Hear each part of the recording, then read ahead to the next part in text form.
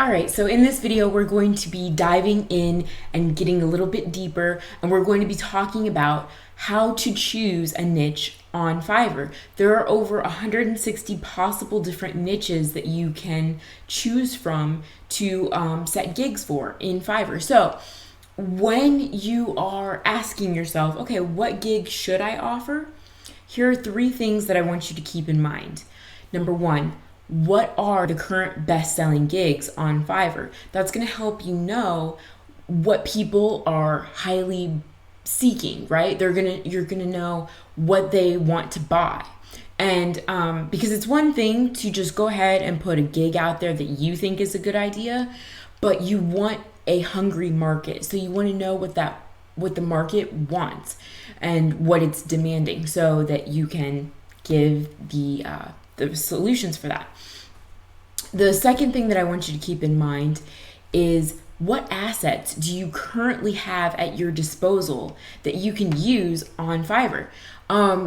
This could be any number of things, really. I mean, I have seen some crazy things offered on Fiverr. You can offer, anything from like little sorts of trinkets. Like I've seen people make like jewelry for under $5. Maybe they have a jewelry business that they already are running, and they have little items that they've already created. That would be a great way to get rid of some extra inventory. Maybe it's very simple designs. You don't want to offer anything too elaborate, but now that Fiverr does offer those higher priced packages, you could offer things that are $100, $200 even. So you could even offer physical items like that.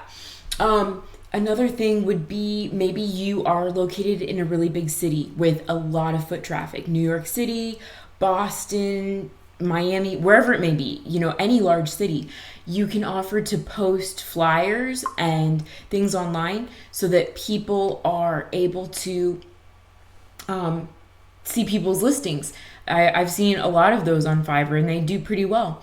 You could also offer, if you have a nice face, pretty face, you're a girl, you can offer to hold a sign for someone's business or company. Or I've even seen people will, paint their face or paint their bodies with, whatever your message may be. So that's another like unique kind of thing that you can offer.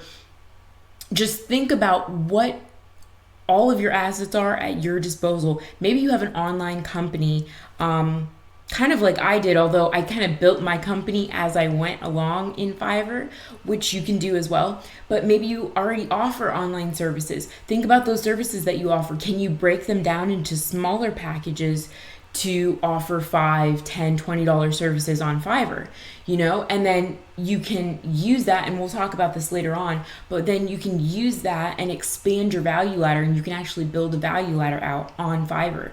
And like I said, I will show you exactly how to do that later on in this course. So stay with me, watch all the videos all the way through, and it's going to make sense of how you can really build a business, even just starting on Fiverr, and how that will grow out and expand into other regions. So the third thing that I want you to keep in mind is time.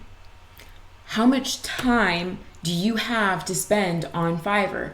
And I don't necessarily mean let me clarify.